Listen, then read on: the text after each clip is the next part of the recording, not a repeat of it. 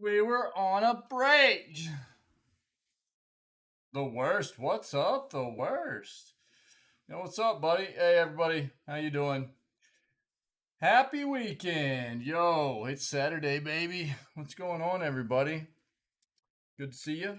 Good to be here, man. As always. The worst. How you been, buddy? It's been a minute. Um, yeah. So probably day 10 of Witcher. We maybe we'll do something different tomorrow. Maybe some Gwent, standalone Gwent. Maybe we'll do some maybe some Fall Guys. Maybe even some Fall Guys tomorrow. I don't know. We'll see. We'll see what we get into. Um, but today I think I just want to do some more Witcher. I'm enjoying the game. It's got its weirdness. It's got its quirks and its bugs and stuff. But I'm enjoying the game. I think I just want to chill and play some more of it. So we'll do that. But as always, as with every other day, let's do what we do. Let's hop into this video gaming news segment and see what we can find there first. Cool.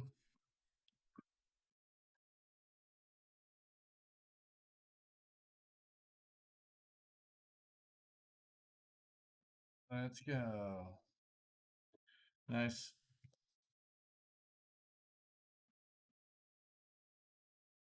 Fix my camera.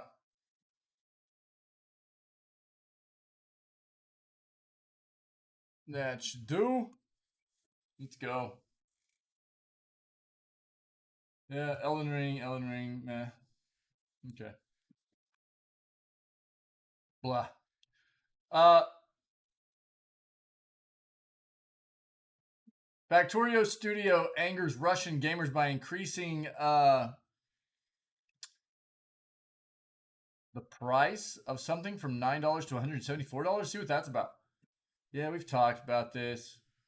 If anybody didn't need to be gifted a $8,000 gaming PC, it's somebody like Drake. But you know, rich and famous people are the ones that get the free stuff. So there you go.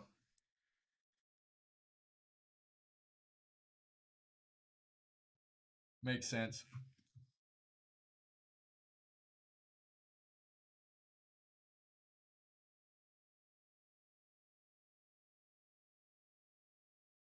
Yeah, who cares?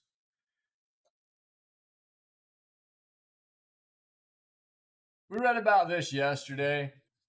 Um, we refer to this individual as Richard. If you want to see more about what this segment or this particular um piece of news has to offer, look at yesterday's news segment.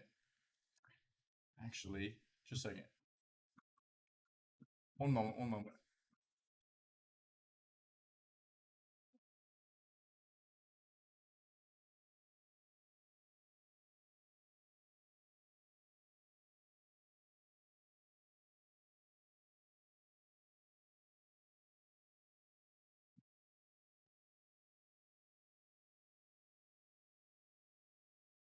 Apologies. Apologies. I think we're good. Yep. All right, let's keep going. Sorry, guys. Yeah. So we hit on this in yesterday's news segment. What's funny is that this is Unity's CEO, right? He's calling other developers idiots whenever Unity just got in cahoots with what is it? Iron God, why can I not remember their name?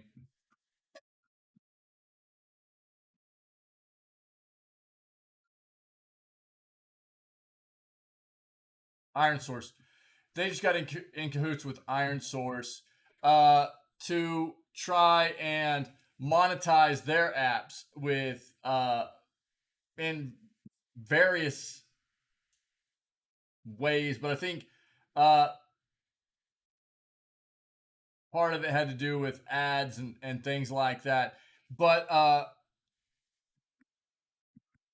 Iron Source is notorious for having malware in their software, and so Unity is actually getting slammed right now. And then the very next day, the CEO comes out and says this about other developers, you know, and so you know, Way to just dig yourself an even bigger hole, I guess. Ah, get that Java.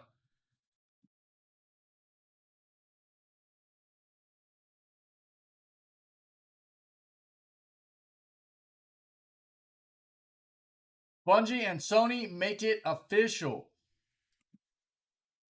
I was just talking yesterday or the day before about how I hadn't seen anything recently about when the Bungie and Sony, or Sony's acquisition of Bungie was supposed to be fully processed. I hadn't seen anything lately about that.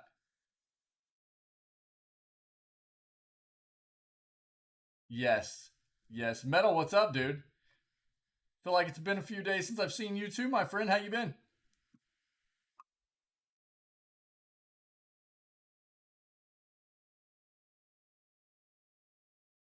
Netflix's Resident Evil, how it connects to the games, we'll see. Yeah, not enough coffee, dude. We're gonna get those misspeaks. I don't have enough coffee in me yet. I'm good, buddy. I'm good. I'm good. Just trucking along, man. Enjoying games and enjoying the news, man. Doing what we do, buddy. Doing what we do.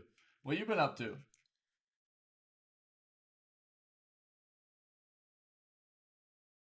Yeah, right here. Unity merges with Iron Source.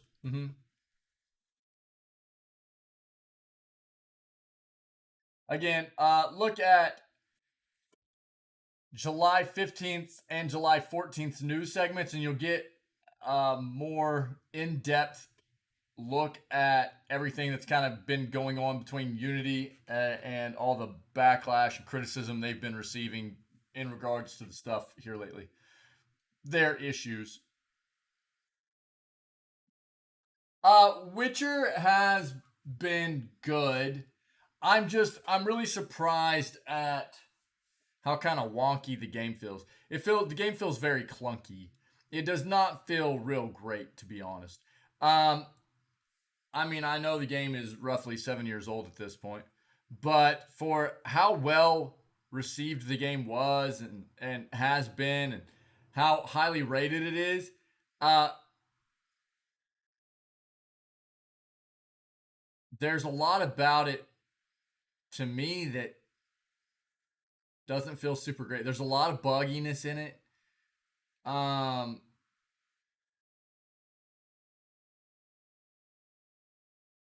it doesn't feel very polished, actually. The interacting with things, getting the prompt to interact with stuff, even just looting things, feels really, really bad. It feels really not great. The traveling around on the horse feels really, really not good either. It's still I'm having fun with the game, but I do feel like there's a good amount of stuff that was just not very polished for the game, especially with it being out this long. I don't know. I don't know, man. I'm loving the story. I like the combat a lot. There's some really good stuff they did. There's some other stuff like there's some really good quality of life stuff they did with crafting in both the armor and weapon parts of the game, and then you get to the alchemy part of the game, and they totally left it out of the alchemy crafting part of the game. And it's like, how did you incorporate this quality of life stuff into both of the uh, you know, the entire equipment part of the game, and then leave it out of the alchemy part of the game? There's just there's some stuff. Yeah, yeah. The story's good. The story's good, but there's definitely some stuff that feels bad about the way the game feels, the gameplay feels. The it feels very clunky, dude. It quite often feels very janky. Um, so story wise, it's good. I'm enjoying the story. I think the combat feels pretty good actually. Uh, but just traversing the world and like riding around on the horse, dude. Give me Elden Ring's horse traversal, the mount traversal of Elden Ring. Give me that in The Witcher, please, because the stuff in The Witcher feels bad. It doesn't feel. It feels really really sluggish. It doesn't feel responsive. I don't know. There are just things about the game that I'm like, it just. Again, I'm enjoying it a lot. I always nitpick things that about a game that I don't find to be well done. So, but the story of the game is really really great. I enjoy it, and I'm having fun with the game. I really am. So that's kind of where I'm at with it right now. There's some great quality of life stuff they have done with the game too, as far as like some of the stuff that I knocked on Elden Ring from the get go, as far as like being an RPG where you never knew if you picked up an item in Elden Ring, you weren't paying attention, or you weren't able to pay attention to what item you grabbed, like if you were in the middle of combat or something like that, you never knew exactly what you grabbed because they never annotated anything in your inventory, right? There was never any kind of uh, identification for your items in your inventory as to what might be new. Um, Witcher is great about that stuff, man. So there are some things they did very very well. I just think there's some aspects of the way the gameplay feels that just doesn't feel very polished and kind of clunky. But overall, it's a good experience, and I'm enjoying it.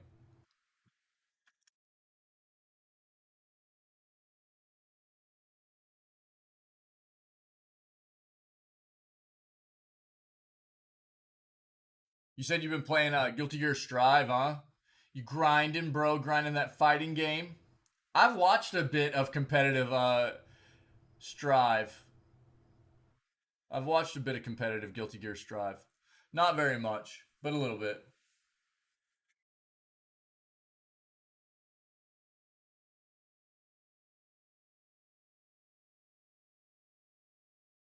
Square Enix wants streamers to test and design games. I doubt you want me to. I'll tear your game apart, dude.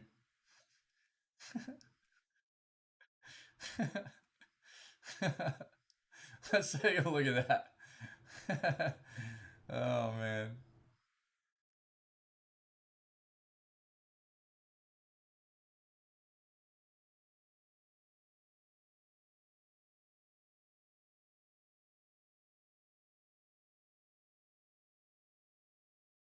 Yeah, we already. This is probably just about them bringing more N64 games to Switch Online. We already read about this. I'll bring it up just to make sure that's what we're talking about here. Oh, cool, man. Awesome. Awesome.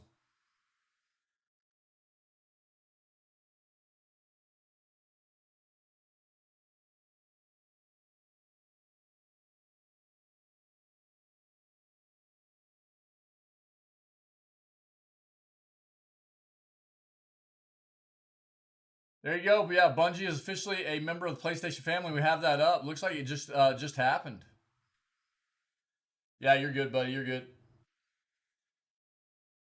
Good to see you, man.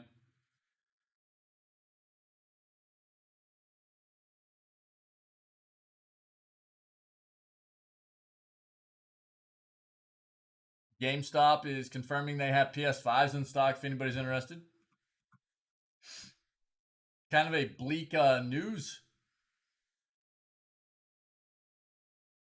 bleak video game industry news search this morning so far. Yeah, we already kind of took a look at what's coming free next week. I'll pull it up so we can talk about it because I just kind of hit on it myself yesterday, I think.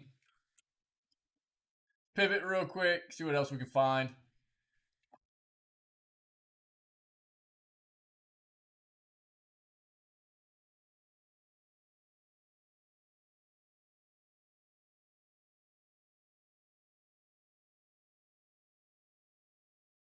Fall Guys players forced to auto buy items are reportedly denied refunds.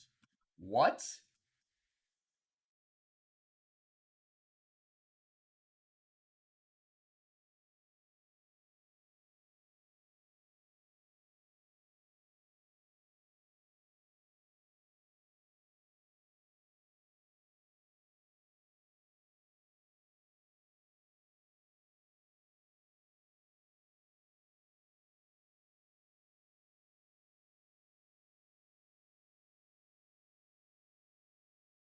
Yeah, we already read about Bandai Namco got hacked.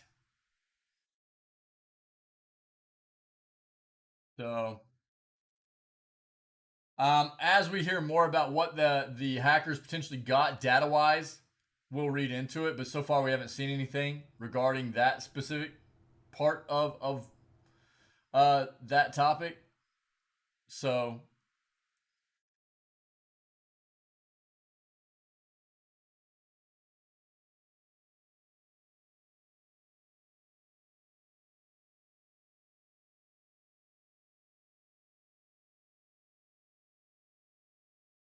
God, I could go for some breakfast pizza this morning. You know what I mean, guys? Breakfast pizza. That sounds delicious.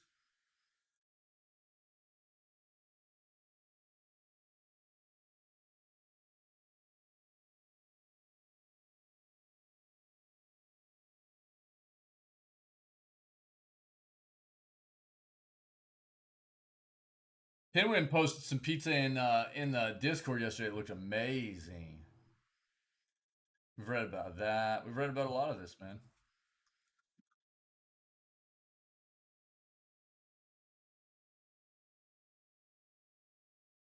Yep.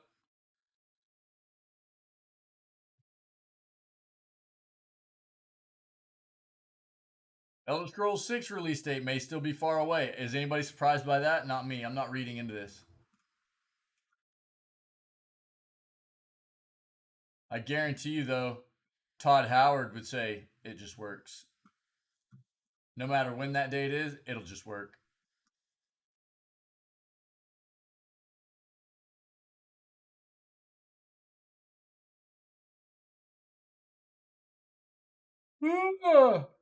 New developer video explores Warhammer 40,000 Rogue Trader. Let's take a look. All right, we're just gonna stick with that, guys. That's gonna be news for today. These will be our articles. Um, Bungie and Sony make it official. Console warriors, lay down your swords. Destiny staying multi-platform. Sony and Bungie have announced via Twitter that the publisher's $3.6 billion deal to acquire the Destiny 2 developer has closed, with the stage now set for Bungie to fully integrate into Sony's operations. Ooh, spaghetti with meat sauce. Let's go, dude. I am really hungry this morning, too. I'm gonna have to eat something. We'll have to get some food going as we start up Witcher. Both companies have confirmed that Destiny 2 will remain a fully cross-platform game going forward. Though in the past, before this deal was even on the table, there have been time-exclusive weapons available only on PlayStation. Sony seems to have acquired Bungie in order to bulk up its own live service chops, as well as to pursue multimedia Destiny adaptations with the publisher's extensive film division. Cool.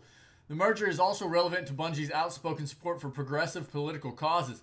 The company has made public statements and in-game events in support of racial justice, trans rights, and most recently abortion access. Yep. Sony, for its part, seems to have initially stymied some of its studio's efforts to weigh in on the overturning of Roe versus Wade in the U.S. Despite employee wishes to do so. However, when the Supreme Court made its final decision on the case, several Sony-owned studios made public statements in support of abortion access. Bungie CEO Pete Parsons has previously signaled that the company would retain its politically active character through the merger. Having grown up in the 2000s, it's almost unthinkable for me to imagine Bungie, the Halo guys, becoming in-house Sony developers. Yeah, this is the third time this sort of platform community seismic shift has happened to Bungie alone.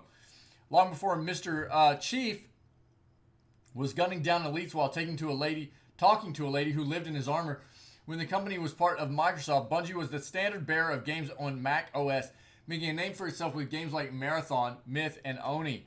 Bungie's later move to secure independence from Microsoft remains a pretty singular example of such a thing in the games industry. Moving from owned to independent is like swimming upstream. There's not really anything out there like this developer's journey of going from independent to independent to owned once more. Going long on Bungie buying itself out from under its publisher again in 2029, followed by a Nintendo acquisition somewhere in the 2040s. Okay. But there you go. It's funny because I was just bringing this up. I just brought this up the other day. How I hadn't heard anything on the front of Sony's acquisition of Bungie other than the fact that Bungie had kind of been outspoken on some of these hot, you know, topics in the world and political issues in the world, and that they basically said no matter when or how this acquisition goes down of Sony acquiring our studio, Sony will not shut us up. We are still going to be us. We're still going to be vocal about our values and beliefs, and that was it. We hadn't really heard anything else about the actual acquisition, and here it is, man. Here it is. So that was just like a few days ago. I was talking about that. Netflix's Resident Evil, how it connects to the games. I turned this on and then passed out immediately last night. Netflix's Resident Evil is now out, and although it's not based on any of the games, it does connect to the games. RE is basically a sequel to a bunch of the games, albeit it's relatively selective about the ones that it chooses to pull from. This is mostly due to the fact that Albert Wesker is alive in the series and he died in Resident Evil 5. It's hard for the series to lean too hard on Resident Evil Village or something more recent since Wesker is uninvolved with it. Even if Umbrella at large has some tie to every game in the mainline series. With all that said, for those who haven't played the games or need a bit of a refresher, we've tried to establish how the Netflix series connects and calls back to the games. The biggest plot point, aside from Albert Wesker being A-OK all these years later, is what happened in Raccoon City. The TV series takes place in an idealistic town called New Raccoon City.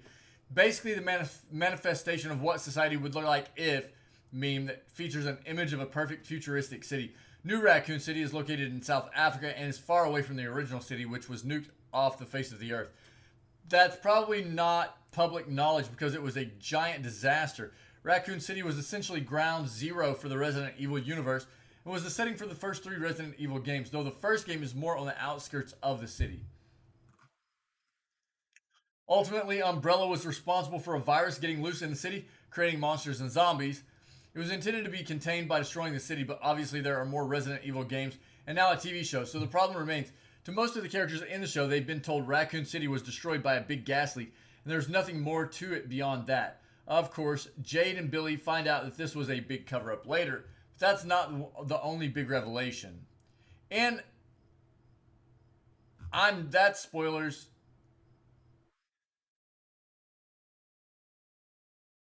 The only true significant connections to the games, aside from some Easter eggs like RE4's Chainsaw Man making an appearance, are major characters being referenced. Ada Wong is the most significant as Albert sends his children to see her in Japan at the end of this season. Unclear who will play her or how she will fit in. Oh, sorry. But she is a spy and pops in and out of the various games. She's often the one who ties up loose ends, shines more light on some of the mysteries and conspiracies in the games, and is a general badass. If a season 2 of Resident Evil happens, it's likely she'll be a standout. Dr. Birkin is also mentioned at a few points in the show, and he's basically the one we can thank for everything, really. Aside from Umbrella as a general entity, he's responsible for Raccoon City outbreak as he injected himself with the G virus and became a mutated beast, while he's also breaking vials of the T virus, unleashing it on rats and the water supply, causing a large outbreak. Coffee's lacking. Yeah. I need more Java, dude, for sure. Yeah. Finally, even Marcus's father, James Marcus, is mentioned quite frequently as a person of power at Umbrella. Marcus is one of the founders of Umbrella, but was essentially ousted and erased from the company's history after he took things a bit too far in his experiments. It's certainly a bit ironic given where Umbrella ended up and the state of the world post James Marcus. With all that said, RE has a lot of callbacks and connections to the games despite it appearing to feel completely unrelated on the surface. That's probably not a bad thing. Whether or not the series will have the opportunity to go forth on expanding on these ideas remains to be seen. If the show gets multiple seasons, it doesn't seem out of the question that the series protagonist Chris Redfield and Leon Kennedy could appear, but we'll just have to wait and see. Yeah, I think that's actually probably a pretty cool way to create a new offshoot series of the title, of this IP, is to go, let's tie in some of these major characters and plot ideas, but not necessarily make this about what has already happened before, right? Let's just make a new story, but include a bit of the familiar faces, names, and things like that within it, right? I think that's probably a good play on their part. I'll probably watch some of it and let you guys know what I think about it. Ah, I can always count on metal with that Java emote. I love it, dude. Square Enix wants streamers to test and design games in LIW. Community is key. Oh, that's terrifying. What the crap? It's cute and terrifying. I love it. I actually love it. Square Enix has announced they are launching Live Interactive Works as a community development project that allows established streamers and content creators to aid in the creation of their new games. Those accepted into this playtest will be able to play the games while they are still in development and give feedback on what could be improved. Your opinions, quote, your opinions will be reflected in the game and you will be able to see how the game is being improved based on your inputs. In addition, the development meetings can be freely broadcast on video or other media. We aim to create a new form of game development where people can experience real development and communicate it to the world. That's actually awesome. Those who get into this project will have access to the first project on the list called Gluttony. Game is described as a panic move that has been turned into a game where the monsters in the game prey upon humans. This forces humanity to band together to defeat the rampaging monsters from swallowing their world whole. Excuse me. While that may sound terrifying, the monsters are actually pretty cute, making it much less scary than it sounds. They say that the game's graphics are still a work in progress, and the goal is to work with their playtesters to create a unique gaming experience. For the most part, the LIW project seems to be more centered to those in Japan, as their instructions for joining are written in Japanese via an image. Here's what they direct those interested to. While we aren't saying that they are only interested in Japanese creators, images like this may mean they are more focused on creators located in Japan.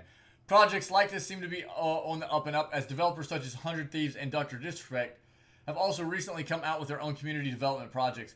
Project X, created by 100 Thieves, is a development project centered around not building their upcoming game in secret.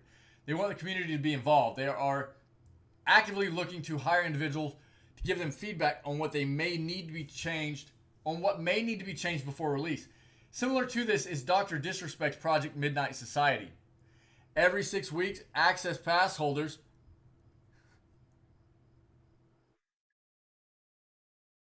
which you can get an access pass, I'm pretty sure, by only, all you need to do is pay $50 and buy an NFT. Kappa. Access pass holders within the Midnight Society will receive access to gameplay screenshots for them to discuss. This provides feedback the developers will then consider while they continue to create their games.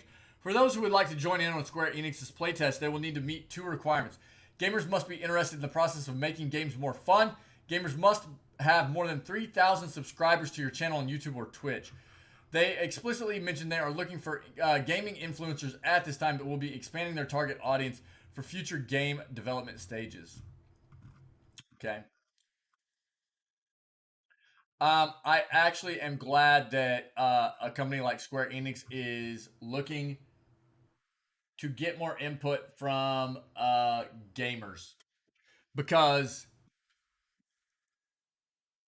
it constantly seems to me like these larger development companies are losing sight of what quality games should be bringing to the table. And we knock on them all the time for the oversight on a lot of those things that they miss. And I think bringing this kind of development process into the mix will could have a great potential could have great potential in helping them change that if they utilize it well. Ultimately, it's still up to Square Enix to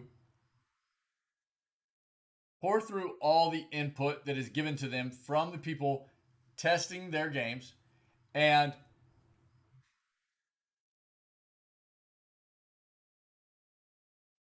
taking that input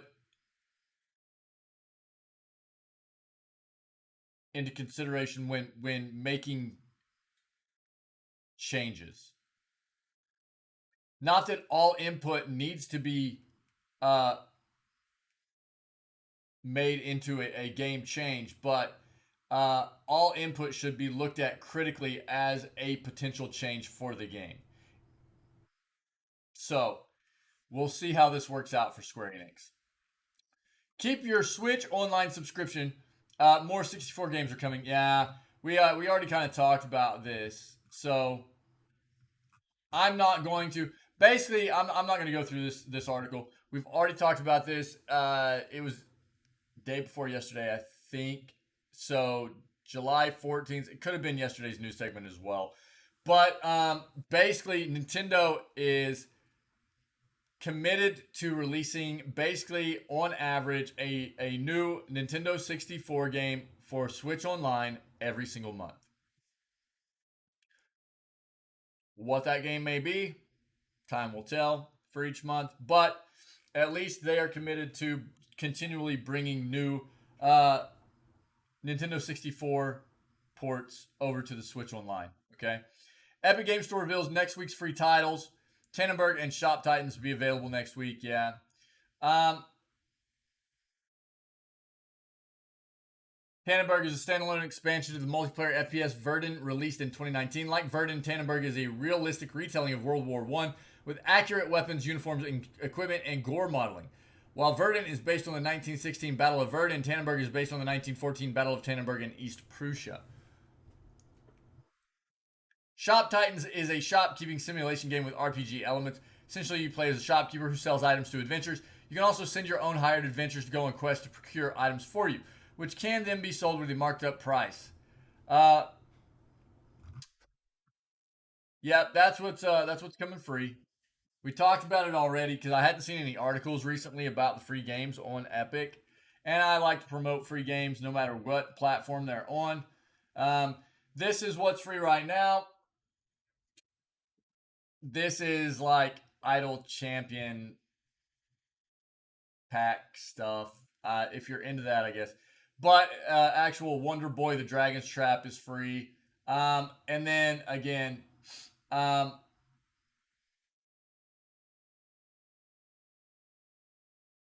think this is kind of Shop Titan stuff, similar to this Gladiator of the Black Pits pack stuff. It's free item stuff for this game, I think. But then Tannenberg as well. Okay, so there you go. There you go. Moving on. Fall Guys players forced to auto buy items are reportedly being denied refunds. Mediatonic apologizes, says it will honor all refund requests. The issue, which has been reported by more than 70 users across multiple Reddit threads, reportedly occurs when a player previews an item, such as a costume in the Fall Guys store. Typically, players would have to confirm their purchase, but players are now reporting that their in-game currency is being taken in exchange for the item without any confirmation from the player. That's a terrible bug.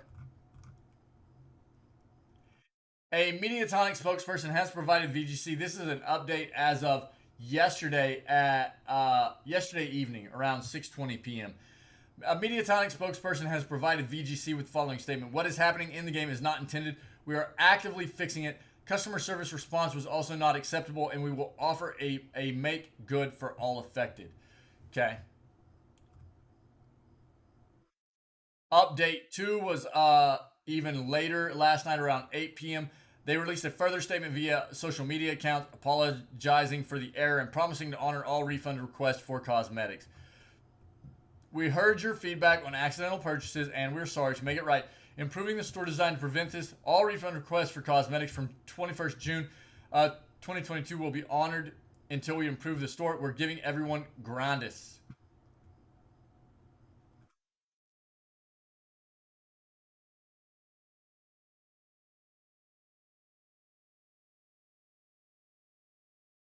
Okay. Yeah, so they've had some significant issues since the game ported over to Epic. Um, they've had a significant increase in player base. They've also had some unforeseen issues with the game, but they've been working continually to fix a lot of that stuff. They're continuing to see some issues, and they're working. They're trying to get it all fixed up, and this is just another, I think, example of some of the issues they are continuing to try to work their way through. So I don't know. At least they're telling everybody that they're fixing it. They're going to refund, and I think when this initially came out, this was 13 days ago though. We're talking 13 days ago that this happened. So it's taken them a while to get to a point of publicly telling everybody they're resolving this. That's almost 2 weeks. Almost 2 weeks. That's a little bit rough. It's a little bit rough. New developer video explores Warhammer 40,000 Rogue Traders gameplay. Let's do that one last. Factorio Studio angers Russian gamers by increasing regional price from $9 to $174. Looks like a mistake, but some Russian gamers took the price hike as a political statement. Factorio developer Woob Software is facing a fierce backlash from Russian gamers after suddenly and sharply increasing the price of the game on Steam in Russia.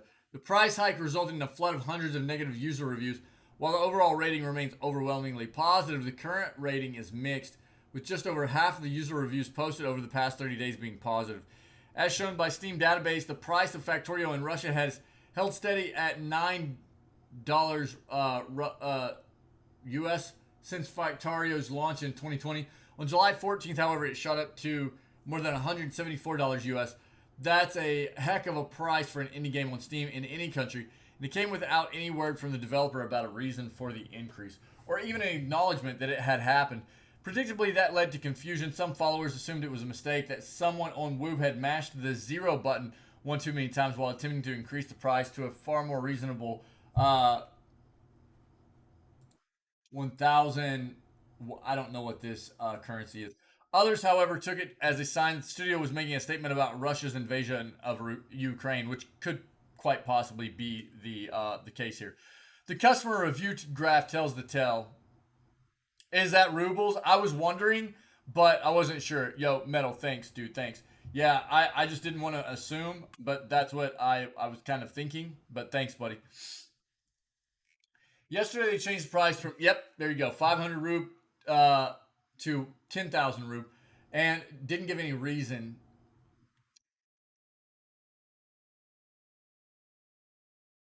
One Steam reviewer wrote, I don't understand why regular players have to overpay because of the political stance of the developers. They literally say, hey, are you Russian? Then you will pay 20 times more for our product. I think that it's called racism. Bringing politics into the game world is the worst thing developers can do and should be ashamed of themselves.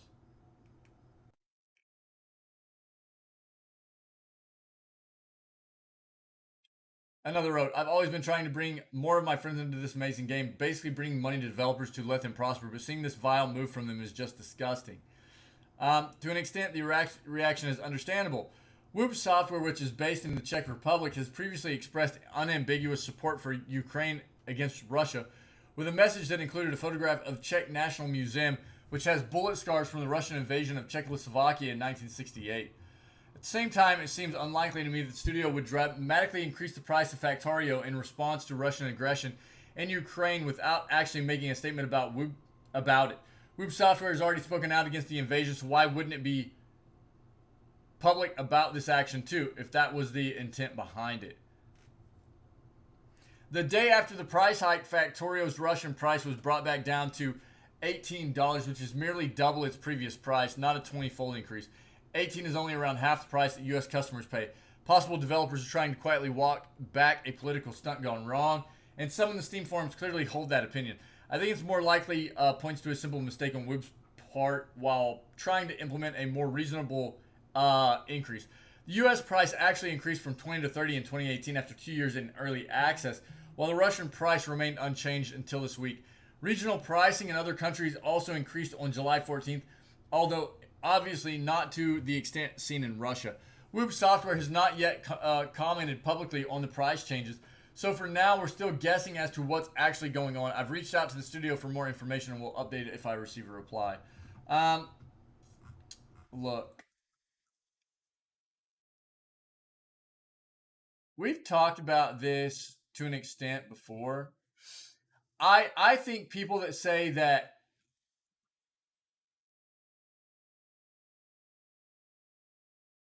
bringing politics into the gaming world is the worst thing developers can do and should be ashamed of themselves, I disagree. I disagree. I think that's a terrible statement. I don't think that it's necessarily developers that should be at the forefront of like a political movement or anything, but to be able to, as a developer, stand up for what you believe in your values and beliefs, and have a political stance on certain issues in the world. I absolutely think that a developer has that right. We talked about it recently. We talked about Bungie today. Bungie is very vocal. They've been very vocal about their stance on the repeal of the Roe versus Wade stuff here in the U.S. And to the point of saying, we don't care what Sony will not shut us up. Sony is acquiring Bungie. It apparently just finally came to fruition. The entire process has gone through.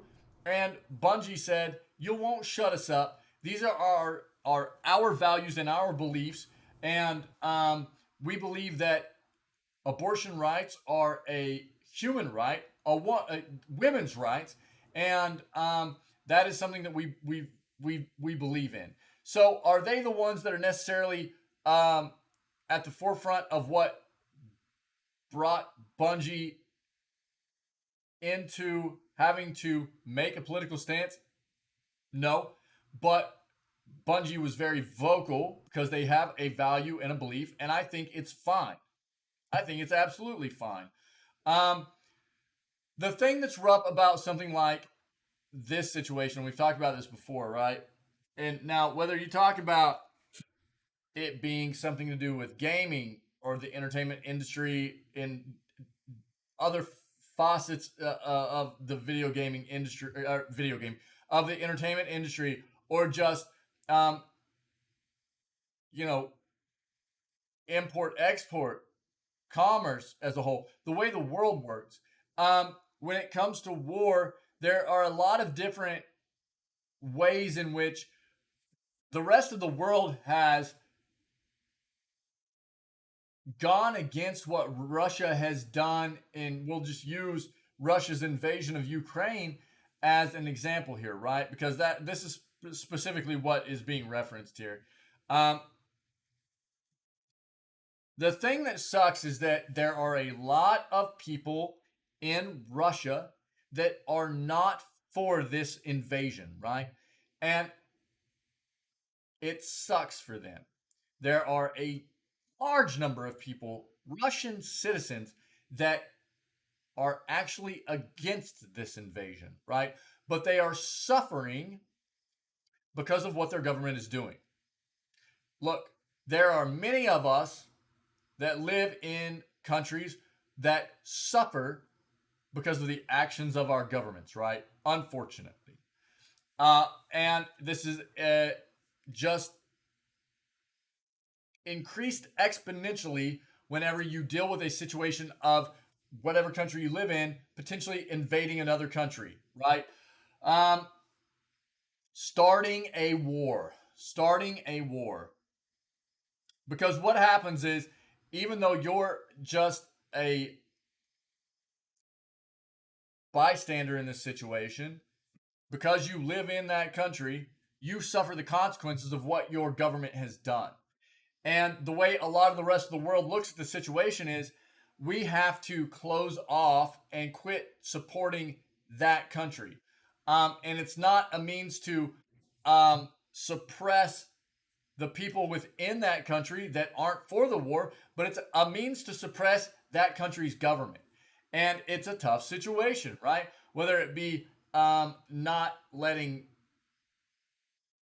certain forms of entertainment into that country, closing them off from, making it much more expensive to get certain things, not letting, I mean, you name it, not letting that country participate in certain sporting events or what have you. There are many, many, many examples, right, of how, specifically like Russia, has been kind of closed off from what the rest of the world has been uh, is normally participating and doing and functioning as a global entity, right?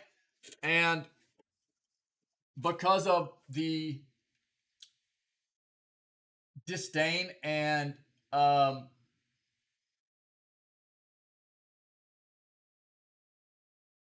disdain for what Russia has done in invading and the support of that has poured out for wanting Ukraine to succeed in holding off Russia, right? And ultimately, it makes a lot of people suffer within Russia in this example that aren't for this war. It's just a result of what happens here. Um, so to say that bringing politics into the game world is the worst thing developers can do, I disagree. I disagree. We've talked about it here recently as well, from the point of um, like 11-bit studios. They basically took all the money from their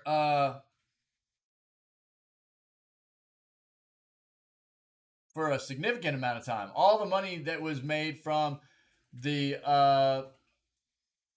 profits from this war of mine went to support efforts in Ukraine. Is that just? I mean, that's political. That's political. So they're saying that that shouldn't be done as well. I mean, this is a very broad, overarching, all-encompassing statement here, saying that developers, anything in the gaming world, just shouldn't have a voice as far as politics is concerned, and I wholly disagree with that. That's one of the things that is wrong with our world, is that people just want people are not vocal enough. People sit around and just let political leaders, governmental rulers, what have you, uh, run around and rule and do whatever they want until it gets out of hand. And if people don't speak up, if and ultimately these, you know the game world is run by people, right? I mean, it's just people, and developers are just people, and developers range from a large corporations to indie developers that are just single individuals. And why should they not have a voice? Why should they not have a voice, right? um so I disagree with that.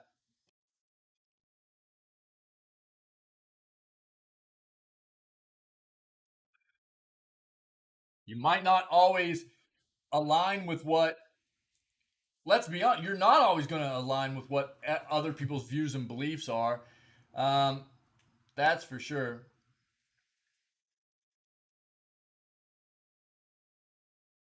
Ultimately, the thing that sucks is that people just can't get along and can't be accepting of other people's views and beliefs. Um, and people just can't be good people. That's the thing that sucks. People just can't be good people. Um, so I don't know. I'll quit ranting. We'll get off that one.